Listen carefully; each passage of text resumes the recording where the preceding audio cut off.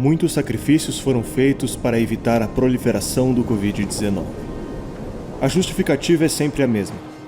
Impor sanções individuais é o único caminho para frear o prejuízo coletivo. Toda vez que temos um acontecimento como este, temos a oportunidade de uma reflexão ética. Até onde vai o direito de restringir liberdades pelo bem comum? E de quem é esse direito? É comum e talvez eticamente desejável que em alguns momentos nós abramos mão da nossa individualidade em favor do bem de um grupo ou da sociedade. Enfrentar o egoísmo é uma das grandes batalhas do ser humano. Esse enfrentamento, quando feito de forma voluntária, faz nascer o altruísmo e a solidariedade. Abrimos mão de alguma vontade, do dinheiro ou do nosso tempo para ajudar alguém ou um determinado grupo. Também podemos achar que isso não é o bastante. Às vezes nos sentimos tão convictos das nossas posições morais que lutamos para que outras pessoas tomem as mesmas atitudes que nós, seja através de campanhas de conscientização, manifestações ou militância. Mas isso não é tudo. Ainda há um terceiro passo que pode ser dado. Acreditar que a boa vontade alheia não é o bastante para frear o comportamento que recriminamos. Se faz necessário o uso de regras e o uso da força. A primeira forma de obrigar as pessoas a fazer o que queremos é através do uso da própria força, mas ela é limitada e muitas pessoas têm restrições éticas em usá-la para fazer valer o que acreditam. E então, recorrem à segunda forma: pedir que quem tem o uso legal da força tome as medidas para criar regras e submeter os outros aos seus desejos e ideais. E é aqui que entram as leis e o governo. Há dois problemas naturais ao uso desta força. O primeiro é que podemos estar errados no que pedimos que os outros façam, e nesse caso, obrigamos todo mundo a errar conosco. O segundo é que, em muitos casos, preservar a liberdade dos indivíduos é mais valioso que fazermos eles acertarem. Defender que o governo invada a liberdade de alguém é criar um precedente perigoso: o poder de intervir na sua vida. Hoje você pode concordar com o motivo, mas amanhã a mesma invasão de liberdade pode acontecer por motivos que você discorda ou por governantes que você não respeita. Embora tudo tenha começado com uma boa intenção de altruísmo e solidariedade, acabamos chegando na criação de precedentes perigosos, delegando poderes cada vez maiores para governantes. E uma pandemia é uma boa oportunidade de vivermos esse dilema moral mais intensamente. O enfrentamento natural do vírus seria algumas pessoas tomarem cuidados e outras não. Algumas empresas fecharem e outras não.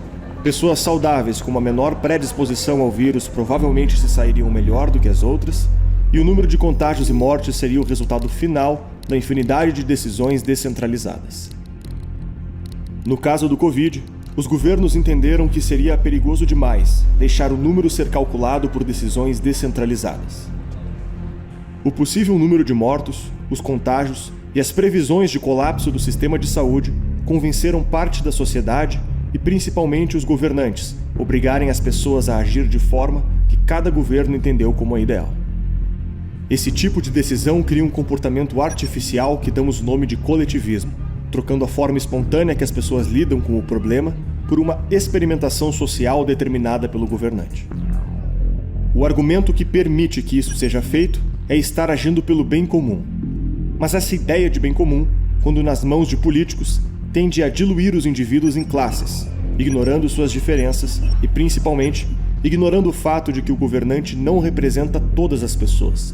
A campanha dos artistas e jornalistas da Globo, Fique em Casa, é muito bonitinha. Gente, acabamos de acabar a aula de francês, foi o máximo! E se você não tivesse ficado aqui vendendo suas coisas, como é que você ia fazer? Então, tava passando Tem como fome. você... Ficar aí 1 ano, 2 anos parar, não vai ter problema, não. Eu quero ver é o povo que tá trabalhando aí. Aqui em casa assistindo filme, tentando me inspirar pra escrever. E você, tá fazendo o quê? Dá pra ficar em casa sem trabalhar? Não, não dá pra ficar em casa sem trabalhar. As contas pararam de chegar? Não, tá tudo aí. Tá tudo aí? Luz, água. A sociedade não é composta de uma vontade final, como um vetor em um cálculo de física, mas por milhares de indivíduos que se caracterizam pelas suas diferenças. Entregar para um ou para alguns poucos a prerrogativa de agir sem limites em nome do bem comum é criar o achatamento das liberdades individuais e o encaixe de toda a população em uma massa política, que serve aos interesses do Estado e da sociedade. Dois conceitos abstratos que normalmente se traduzem pelos líderes que falam por eles. Em algum momento, podemos ter algum governante que pare de agir pelo bem comum e haja pelo bem de ninguém além de si próprio e de seu grupo, utilizando um mesmo argumento. Esse é um dos principais riscos da vida em sociedade, que justifica a existência de uma Constituição. A Constituição é como as regras de um tabuleiro, que determina o que é esperado como comportamento dos governantes em determinado território e quais são os limites desse comportamento. Quando essas regras não estão bem claras ou estão mal definidas, o governante acaba podendo aumentar o território de suas decisões a todo o momento, gerando instabilidade e deixando a porta aberta para totalitarismos. Durante o século XX, a imprensa se consolidou como grande transmissor de informação para o público, seja através dos jornais, rádio ou televisão. Com o crescimento do setor, surgiram os grandes conglomerados, onde dezenas de empresas de comunicação são dirigidas por poucos executivos. Esses conglomerados materializam-se dentro dos lares, fazendo parte do íntimo seio familiar. Percebendo o grande poder que a comunicação exerce sobre o ser humano, os donos do poder passaram a utilizar a mídia como meio de propaganda de ideias, transmitindo valores e padrões comportamentais para o público cativo. Nos tempos atuais, a grande mídia substituiu culturalmente o poder da igreja, não só reportando os fatos, mas buscando orientar o homem em direção a um mundo idealizado, comunicando o que é verdade e o que é mentira, o certo e o errado, o justo e o injusto, o científico e o anticientífico, o democrático e o antidemocrático, e assim por diante. Tão logo uma hipótese científica é acatada pela mídia, é subscrita pela cultura e pelo Estado, até tornar-se obrigatório por lei. Tamanho poder se tornou uma arma fatal nas mãos de quem pretende reger a sociedade conforme as suas preferências. Esse conflito de interesses se agrava quando percebemos o principal financiador da grande mídia, o próprio governo.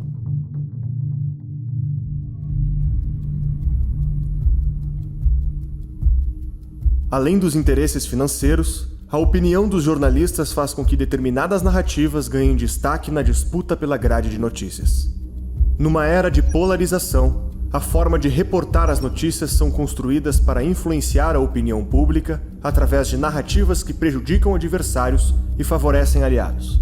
E com o enfrentamento do vírus, não foi diferente. O bombardeio diário de notícias deixa a população com medo, e uma sociedade amedrontada é capaz de tudo em troca de segurança. Se de um lado temos as consequências indesejadas e imprevistas, que nascem mesmo nas boas intenções, de outro, temos o oportunismo político. Em um cenário de pandemia, principalmente com a imprensa ativa, o caos público aumenta. Esse caos gera pressão política para acelerar a tomada de decisão, aumentar as táticas de prevenção e entregar comunicação positiva sobre o que está sendo feito. E tudo isso significa mais dinheiro. Até 21 de maio de 2020, o gasto do governo federal com o combate do coronavírus somava mais de 110 bilhões de reais. 76 bilhões em auxílio emergencial para a população, 17 bilhões em repasses para o BNDES e mais de 9 bilhões de repasses ao Ministério da Saúde e outras pastas. Ao todo, o governo prevê gastar 264 bilhões de reais no enfrentamento da pandemia. E esse valor não inclui a conta gerada pelos estados e municípios. Para poder gastar todo esse dinheiro, no dia 20 de março de 2020, o decreto de calamidade pública foi aprovado pelo Senado, eliminando a necessidade de cumprir a meta fiscal até 31 de dezembro. Mais dinheiro nas mãos dos governantes nem sempre significam bons investimentos. Uma vez criado esse problema, o governo anunciou uma medida paliativa para solucioná-lo: R$ 600 de auxílio mensal para os necessitados que fossem aprovados no programa. Embora ajude muitas famílias, tem 3 principais problemas. Primeiro, esse dinheiro não sai da arrecadação do governo, que existe na proporção do faturamento e rendimento das empresas. A arrecadação se torna cada vez menor e a possibilidade de endividamento também, tomando essa medida possível apenas no curtíssimo prazo. Segunda, o sistema é burocrático, falho, centralizado e impessoal. Entrega renda para muitos brasileiros que não precisam, deixa de entregar para muitos que precisam, deixa muitas pessoas de fora e reduz a renda de muitos outros, tornando difícil ou impossível as condições dignas de existência de suas famílias. E terceira, ele remunera a ausência de produção econômica. O salário desses trabalhadores anteriormente vinha da produção real, que gerava valor e troca voluntária no mercado. Perdemos essa produtividade e geração de valor no caso do auxílio estatal. Outro problema é a burocracia que envolve todo o gasto gerado pelo governo. Como o dinheiro é público, precisa passar por uma bateria de ritos que buscam garantir transparência e governança para as decisões. Quando o governo vai fazer uma compra, submete uma licitação, que nada mais é que uma oferta pública, onde diversos fornecedores qualificados podem se candidatar para atender a essa venda e, desde que atendidos os critérios técnicos, é escolhido a oferta mais barata. É uma ferramenta burocrática que desacelera a decisão, mas garante mais segurança. No caso da crise do coronavírus, o governo buscou acelerar esse processo e a segurança caiu. No dia 6 de fevereiro de 2020, foi publicada a Lei 13.976, conhecida como Lei do Coronavírus. No artigo 4º, ela libera os governantes para adquirirem bens e serviços sem passar pelo processo de licitação. O óbvio aconteceu. Quase todos os estados já estão investigados por escândalos de corrupção, no que está ficando conhecido como o caso do Covidão. Vendas por cartéis, preços superfaturados, favorecimento de fornecedores, desvio de material, propina e tratamentos desnecessários. Tudo isso entra no grupo das investigações em curso. A diferença de preços praticados na compra de respiradores para tratar a doença é algo que impressiona. No estado de Minas Gerais, uma compra de 747 respiradores totalizou quase 44 milhões de reais. Cada respirador saiu por 58.800. Mas o mesmo equipamento foi comprado em época parecida por preços completamente diferentes. O estado de São Paulo gastou 550 milhões de reais para comprar 3.000 respiradores. A quantidade é maior, mas nesse caso, cada respirador saiu por aproximadamente o triplo do preço, R$ 183 mil. No Rio de Janeiro, o preço foi mais alto e o problema foi mais grave. Tão logo foi iniciado o processo de compra, uma pequena empresa enquadrada como varejista de produtos alimentícios enviou uma proposta: 56,2 milhões de reais por 300 respiradores, saindo 187 mil cada. A aprovação da contratação saiu poucas horas depois, e os aparelhos não foram entregues. O governo do Rio já soma mais de 1 bilhão em gastos sem licitação. Deste total, 836 milhões de reais foram para uma empresa proibida de participar de licitações no município. O fornecedor foi contratado para alugar tendas aos hospitais de campanha. A unidade da tenda está no valor de 4,5 milhões de reais por mês, além de 1 milhão em assessoria e consultoria e 600 mil em limpeza e jardinagem. O aluguel das tendas provisórias durante o prazo previsto saiu mais caro que o Distrito Federal gastou para construir 4 hospitais de campanha. A Bahia pagou 160 mil por cada respirador. O estado do Ceará, 117. O Pará pagou 126 mil, mas nenhum funcionou. Foi o governo de Roraima que escolheu a opção mais cara de todos os estados, 215 mil por unidade, 4 vezes o valor pago por Minas Gerais. Mesmo assim, os respiradores sequer foram entregues. A cidade de Niterói alugou por 58 milhões de reais um hospital que estava à venda por 45 milhões de reais. O estado do Amazonas adquiriu 24 ventiladores por 117 mil cada. O mesmo produto é vendido por revendedores nacionais por 39 mil reais, uma diferença de 316% no preço. O fornecedor dos ventiladores ao estado foi uma loja de vinhos.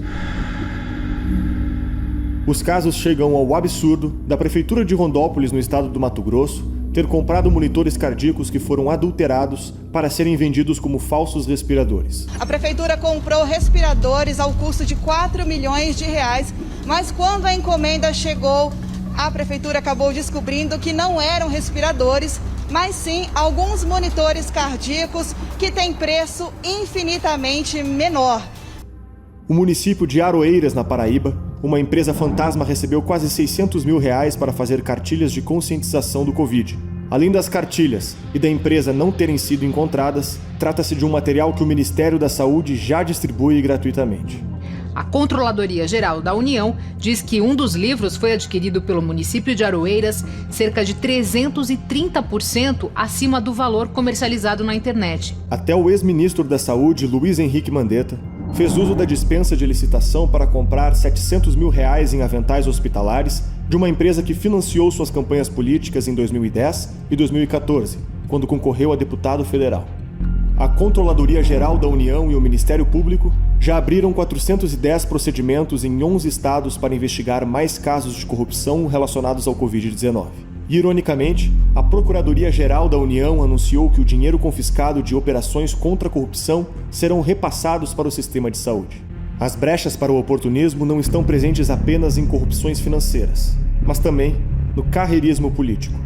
Em função da crise, o Senado aprovou que a União repassasse R$125 bilhões para os estados e municípios, 60 bilhões em repasses diretos e 65 bilhões através do perdão de dívidas já existentes. O STF afirmou o direito dos governadores e prefeitos decretarem as medidas para o enfrentamento do Covid-19 e também validou a transferência de dívidas dos estados e municípios para a União, permitindo que não fiquem com a conta de suas decisões.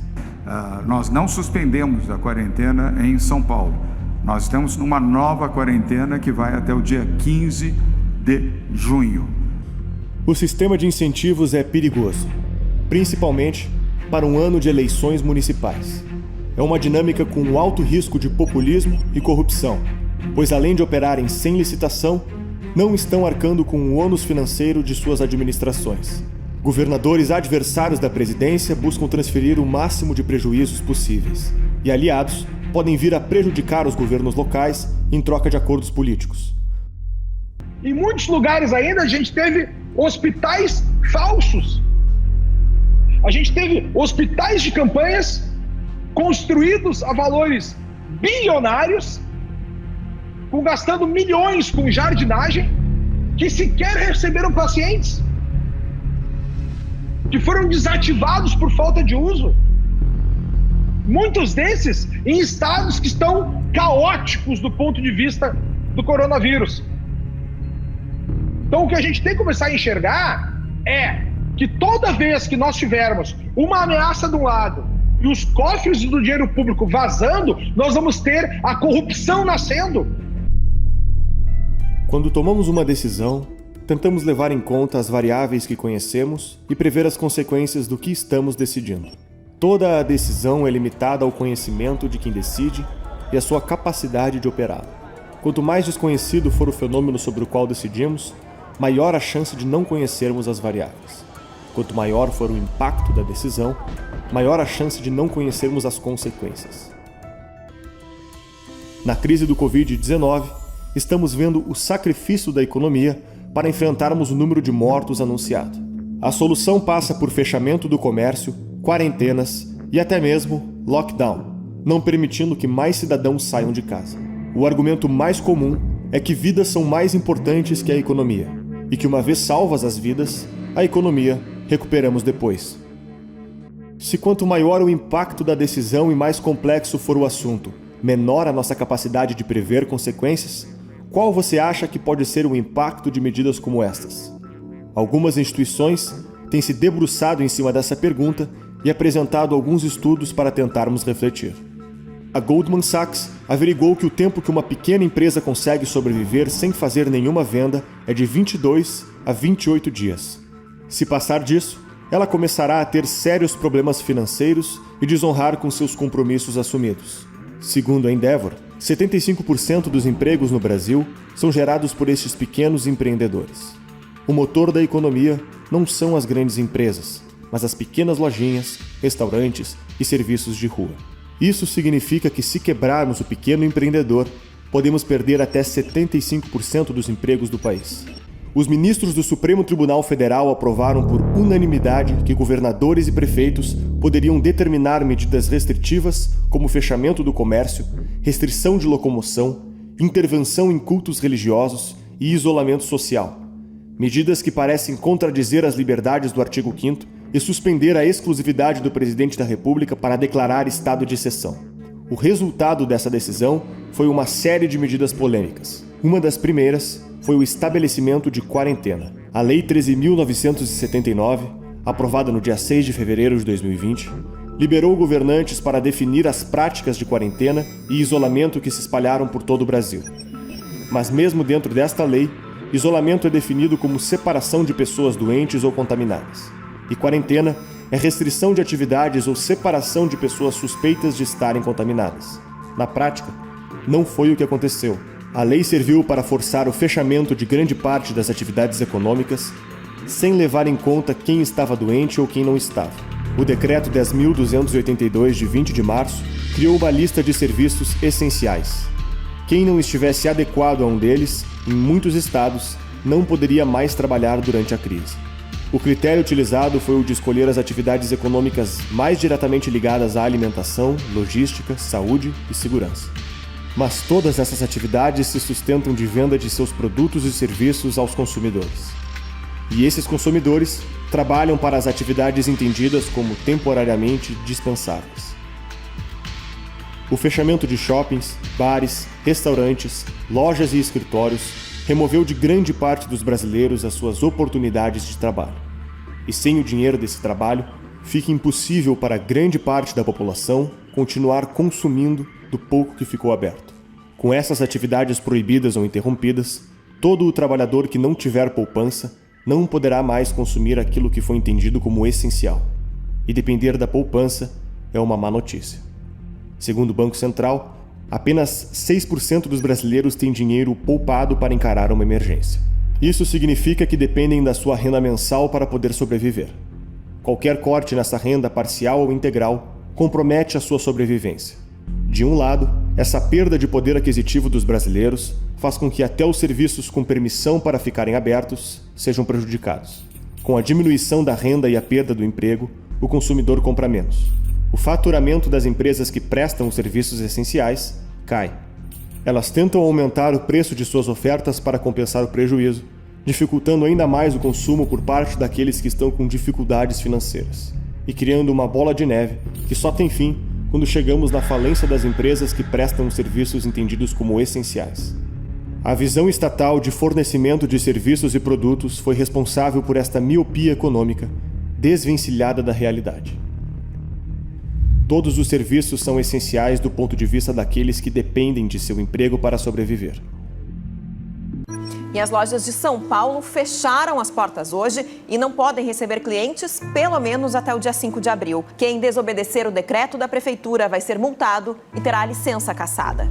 Enquanto o comércio regular amarga prejuízos de milhões de reais. Nesse shopping, o movimento diário era de 5.000 pessoas. Sem vender, muitos lojistas não têm dinheiro nem para o aluguel. Alguns já entregaram os pontos. Diz que o tamanho do impacto no comércio vai depender de quanto tempo durar a estratégia de isolamento social. E para uma retomada depois, o maior problema será o crescimento do desemprego e o efeito disso no consumo. Até agora, não há motivos para acreditarmos que o cenário brasileiro será melhor que o americano. Logo nas primeiras semanas, o Sebrae divulgou que 600.000 empresas já tinham quebrado, aumentando o número de desempregados em 9 milhões. Mas esses números têm um significado menos frio e mais triste quando olhamos por outro prisma. A própria ONU afirmou que o número de pessoas que passam fome pode dobrar em função da crise do coronavírus, atingindo 265 milhões de pessoas e arriscando a vida de 130 milhões delas.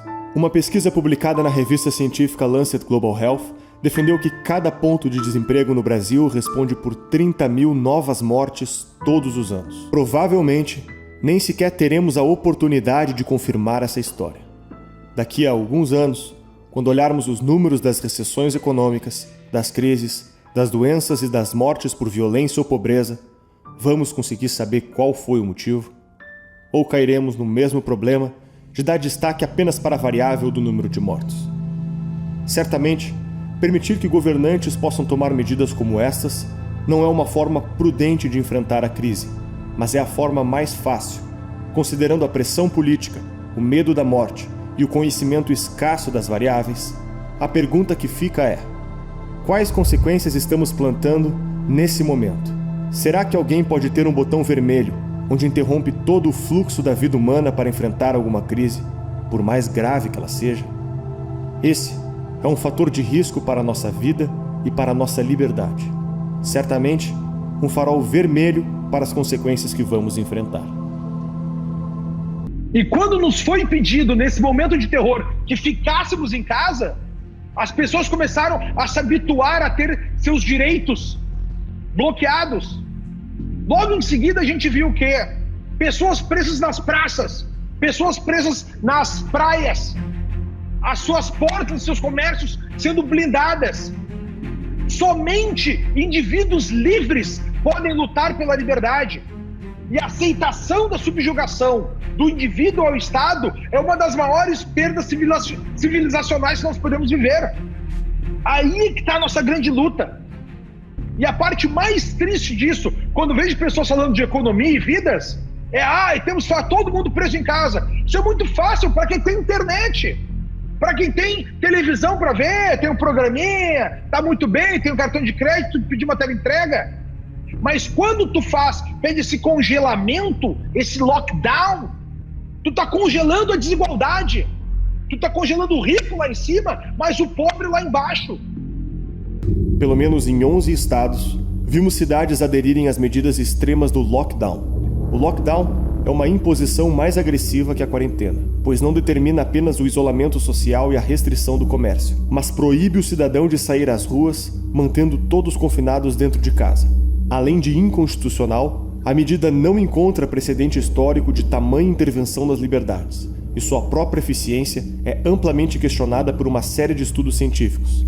Além dos exemplos práticos de países que enfrentaram a crise sem decretar lockdown e tornaram-se referência de enfrentamento, como Coreia do Sul e Suécia, e outros que fizeram e se arrependeram, como a Alemanha. As medidas também interviram na vida religiosa dos brasileiros. Muitos que veem em Deus o sentido da vida e no destino a manifestação da sua vontade, não puderam mais ir às igrejas. Alguns estados limitaram a lotação das igrejas e decretaram fechamentos, conduzindo à interrupção das liturgias e à ausência de espaços para os fiéis frequentarem. A privacidade também foi violada. O governo de São Paulo estabeleceu metas de isolamento social e começaram a monitorar os cidadãos através dos dados de seus celulares, fornecido pelos oligopólios de comunicação, regulados pela Anatel. 20 dias antes de assinar o acordo, os dados já eram monitorados de forma sigilosa. Depois vieram as máscaras obrigatórias, impondo sanções financeiras e criminais para quem descumprisse a ordem. Se você esquecer a sua máscara, não tiver uma ou simplesmente não concordar com seu uso, você será punido por estar cometendo um crime. Em alguns estados, o uso de máscara é necessário mesmo dentro do carro, com os vidros fechados, ocupado por pessoas que moram dentro da mesma casa. Legislações que lembram os regimes totalitários do século XX foram criadas para incentivar a fiscalização coletiva, permitindo que síndicos denunciem aglomerações em propriedade privada, mesmo que seja um filho visitando uma mãe doente ou qualquer outro motivo pessoal, tornou-se ilegal. Canais de disque denúncia, sistemas digitais para denunciar lojas abertas e todo um aparato que lembra os programas da União Soviética, onde os filhos denunciavam os pais que não concordavam com o partido ou o sistema nazista, onde alguns judeus elegidos como capos cuidavam de barracões nos campos de concentração, denunciando colegas que manifestavam descumprimento de regras ou vontade de rebeldia. Todos esses casos, que já começamos a perder de vista na sua dimensão, se resumem ao ponto inicial. A ausência da liberdade determina que você é obrigado a agir de acordo com a compreensão de um grupo seleto de governantes que determinam qual o melhor caminho. Se eles estiverem errados, todos vão pagar o preço de seu erro. Se utilizar a máscara for pior para a sua saúde, todos estão condenados a errar junto com eles. Se o isolamento não for suficiente para conter a epidemia, todos são obrigados a falir em nome de pouco ou nenhum resultado. Se as evidências científicas selecionadas estiverem erradas, todos pagam o preço da má seleção. Um erro econômico, devido à centralização, é o erro de toda a nação. E se até moralmente não concordarmos com as decisões do governo, somos obrigados a agir de acordo com os valores que eles manifestam como prioritários. Mesmo que isso não esteja previsto na Constituição, fuja das boas práticas democráticas, desrespeite por completo as nossas instituições e muitas vezes careça de suporte racional. A crise do Covid-19 é um momento onde o governo deixou de dizer o que era ilegal e passou a dizer as poucas coisas que ainda são permitidas para um cidadão. Todas essas medidas juntas demonstram sem nenhuma sombra de dúvida os recursos ditatoriais que estão nas mãos do Estado. A pergunta que fica é: se o Estado tem todo esse poder na mão e usa quando acha necessário, Quem vai impedir de usá-la outra vez?